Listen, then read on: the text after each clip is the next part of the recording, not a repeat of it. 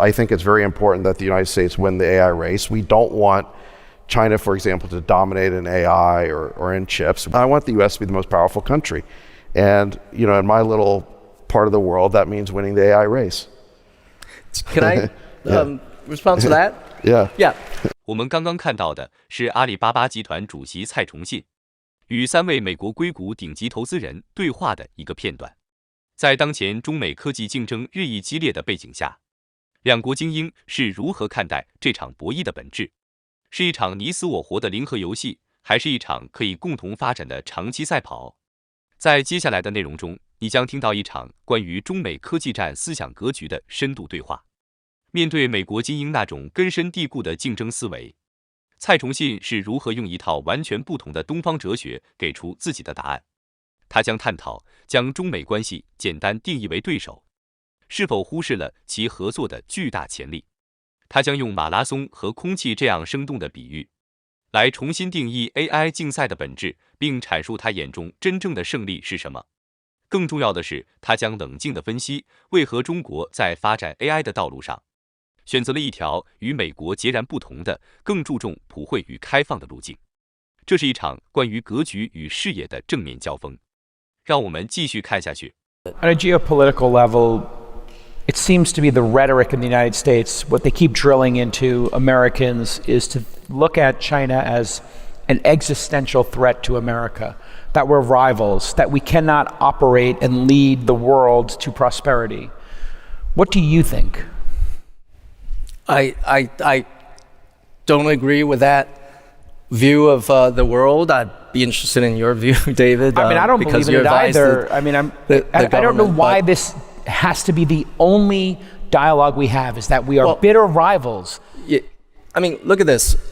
I think I can understand why sitting here in America, you look at the rise of China over the last 20 years, 25 years, China has become strong in terms of manufacturing. That's why it's such an export juggernaut. It has become, because of the economic development, China has become a technology juggernaut as well. And the fear is, all that stuff, economic strength and technology strength, is going to flow into military strength, and that becomes kind of a national security issue. I understand that. I get it. But I think it's these are the two largest economies in the world. And I think you just need to take a step back and say, on the one hand, we should compete with China, right? That's fine. The hyperscalers companies compete with the Chinese internet companies globally. But then on the other hand, there is just so many trouble spots in the world that, did President Trump say that he stopped 7 wars, right? Yeah. Okay, China didn't start any of them. China has not started a war in the last how many years? 30 years, 40 years. I think China was part of the Korean War, maybe the Vietnam War, but that was a long time ago in history. So in a way, China, if you observe the behavior of the Chinese people and the Chinese state, it's a very peaceful nation. China cares about its own economic development. They care about the well-being of its citizens. And I think there's a lot of friction in the course of competition where China feels that the United States is trying to contain China and stop the rise of China economically. Just speaking about the welfare of its citizens, you mentioned ByteDance. I think there was reported ByteDance revenue just passed Meta's revenue. It's a juggernaut. It's a private company, so I don't know. You're telling, sure. They actually released it, but one of the core products, TikTok, it's a fundamentally different product here than in China. And because of that regulation and a focus on the welfare of its citizens, there's strict rules in terms of the content and the curation and the algorithms. Whereas here, it's like cat videos and all kinds of nonsense. Although now I notice that TikTok put a STEM section inside of TikTok in the American product for whatever reason. There's a wherewithal that China has to think about its citizenry like that. And I'm just curious, how do we embrace more of that principle? Because that sort of gets lost in this US-China. Such a good question, yeah. What can we learn from China, Yeah, what should we be doing more of that China does? Well, first, education. I mean, you have an extremely highly educated population. And, you talk to every Chinese parent, they want their kids to take the college entrance exam and get into the best universities. If they want to send their kids away to school, they want to go to the Ivy League or Stanford or, all of that. So I think the emphasis on education, I think there are some structural issues here in the United States, like the teachers union, that is getting in the way. But there are no teachers unions in China, so. David, David, I'm curious, looking at this, not in any official capacity, but kind of the same question Chamath and I are sort of probing about here. What is your take on America and China succeeding together? And are we destined to be in conflict with this country forever? Or is there a path forward with our incredible, amazing, dynamic President Trump? Well, I think, Professor Mearsheimer explained it at All in Summit last year, that the US and China are in a high-tech competition, they're in a security competition, economic competition. And the reason is because China's become rich and powerful. And the United States does not tolerate peer competitors. We want to be the number one country, we want to be the most powerful country. The balance of power is, to some degree, a zero-sum game. Economics are not, but power is. And the history of the United States is we want to be number one, and we don't like having peer competitors. And I mean, that's the bottom line. Now, I mean, there are good reasons for this. We live in an anarchic world, meaning there's no higher authority. If you get in trouble in the global system, you can't call 911. And so countries privilege their survival over all their considerations, and the way to survive in the international system is to be powerful. And you measure your power based on the gap between you and the next most powerful country. And I think that 20 years ago, China wasn't seen as a threat because it wasn't rich and powerful, but now it is. And I think that's what's led to a much more hawkish environment in Washington. And I can't disagree with all of it, because I think it's very important that the United States win the AI race. We don't want China, for example, to dominate in AI or in chips. We want as Americans, we want the United States to be the most powerful country. Now, if I were Chinese, I would want China to be the most powerful country. And I don't have any resentment towards Chinese people who want their country to be the most powerful country. So there's no animosity in saying this, but I want the US to be the most powerful country. And, in my little part of the world, that means winning the AI race. Can I respond to that? Yeah. Yeah. I think it's really important that you as a patriotic American, you want America to win.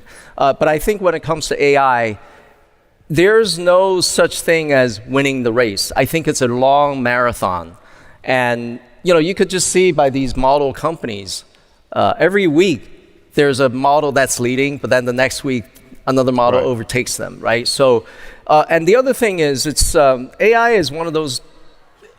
We haven't figured out what is the business model is, but in our business in e-commerce, we have a marketplace model with network dynamics. But I'm not sure if the development of models has those network effects that means winner take all, right? So I don't think AI is a winner take all field.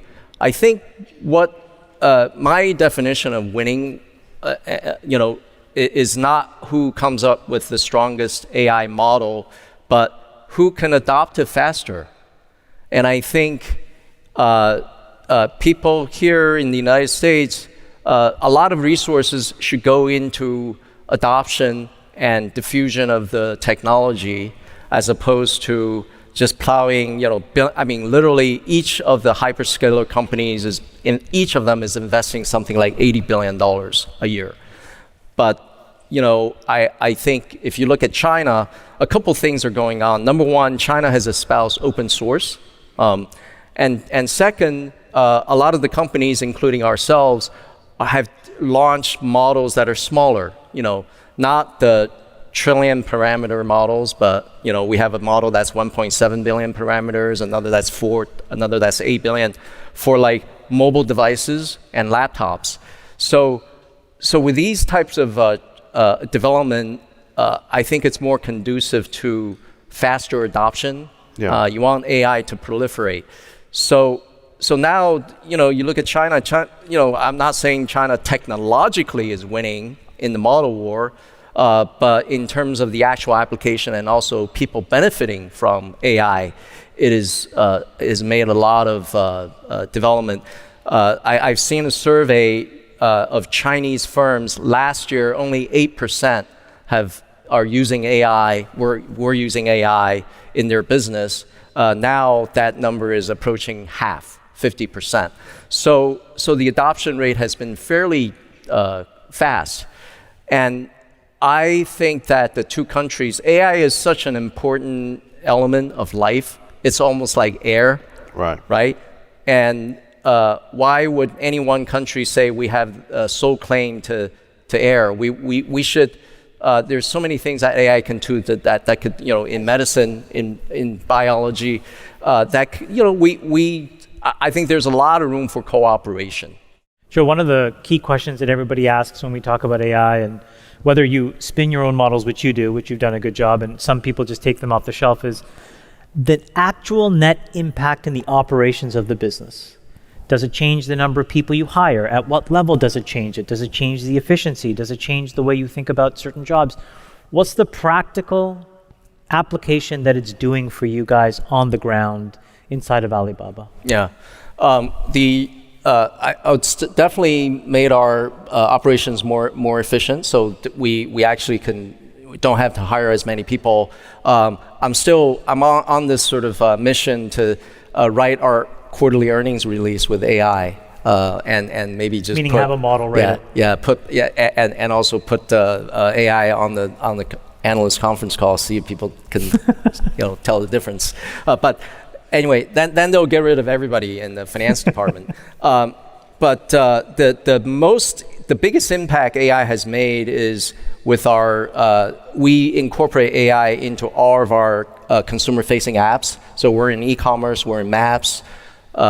We have a food delivery business, and once you infuse AI, the consumer have a massively better experience, and that generate more user base for us. So we're seeing the impact from the sort of the uplift on the revenue side. Is the workforce then naturally attriting as more and more of the workload is? Yeah, we haven't announced any layoffs because of AI, right. But I think. I keep asking our engineering leads about how much of the code is written by AI today. I think the answer I get is all over the map, depending on which department you ask. But I think it's maybe 30% at this point. Already? Yeah. Already? I'm doing kind of a weighted average of different. Yeah. Alibaba is an enormous business. It's in so many countries around the world. How do you build a culture? How do you manage just the insanity of having so many employees, so many needs, so many issues? How do you deal with it? Focus. So I came into the chair, I was sort of kind of phasing out. I was focused on the Brooklyn Nets. Then about a year and a half ago, I came back into the chairmanship of the company. The first thing I said is, we can't talk about our company as being in 6 different businesses. It's just too confusing. We're in 2 businesses, e-commerce and cloud computing, with an AI element in it. Those are our 2 businesses, core business, and so having that focus was absolutely crucial to get our people, our teams to focus and execute. Maybe end with just forecast for the season? The whole league or just the Brooklyn Nets? Maybe just the Nets. Well, I have to say we're in a rebuilding year. Yeah. You have a lot of picks. We spent all of our picks. We have 5 first-round draft picks this past summer. We have 1 pick in 2026, and we hope to get a good pick. So you can predict what kind of strategy we will use for this season. But we have a very young team. So we were talking to Dara on the last panel on how China is a bit different in how it looks at autonomy, self-driving. There are tests going on there, but they want to also make sure that there is tranquility and peace in the country and people don't lose those jobs, those driver jobs. And so what's the climate in China? What do the Chinese working class think when they see self-driving cars and they see tens of millions of people employed as drivers. There have been protests already in Wuhan, and protests in China are a very rare thing. Based on what I know, I could be wrong. I have a superficial knowledge, obviously. You have a deep knowledge. What can you tell us a little bit about how the government and the people of China think of this incredible revolution and the impact on jobs? I think the government is all in, embracing it. And in fact, the government just a few weeks ago launched a kind of a AI plus policy. And they say in 2030, which is 5 years from now, they want to see 90% penetration of AI agents and devices and things like that in society. That's what the government has publicly, officially said. Just an all in, just all in. There's really not a lot of talk about people, AI replacing human jobs. Maybe there's isolated incidents, but in general, there is an anxiety about jobs. China graduates about 10 million college graduates every year, and today, if you look at the youth unemployment rate, which is age between 16 and 24, including graduates, it's 18%. It's actually quite high. So there's a lot of anxiety about that. Partly it's because the economy is, even though the overall conditions of the Chinese economy is pretty good in terms of infrastructure, access to energy, and all those things, but there is still a malaise right now because China has gone through the last 4 or 5 years of a property slump. Everybody's average home prices are down like 30%. So there's a very negative wealth effect, and that's still lingering. Just quickly, is there any fear of AGI in China? You know what I mean by that? Yeah. That out of control superintelligence, is that a fear, or is that just an American thing? People in government don't talk about it too much because they believe that they could control it better, maybe better than in a society here in the U.S. But there's some lingering fears. But I was just listening to Demis about he's predicting 5 to 10 years. But if he's saying 5 to 10 years, I think AGI is probably 20 years from now. And it's because the emphasis is on the word general. You have to be able to, your AI has to be able to generalize and apply principles to scenarios that you've never seen before, right? 我们刚刚看过的是一次两种文明思维方式的清晰呈现。面对美国精英根深蒂固的零和博弈思想，蔡崇信先生用东方的智慧与格局给出了一个截然不同的答案。在这场交锋中，两种思想格局的差异显而易见。美国精英的视角更多基于竞争和胜负，他们将中美关系定义为纯粹竞争者，并直言我们想成为第一，将 AI 视为一场必须赢得的竞赛 race。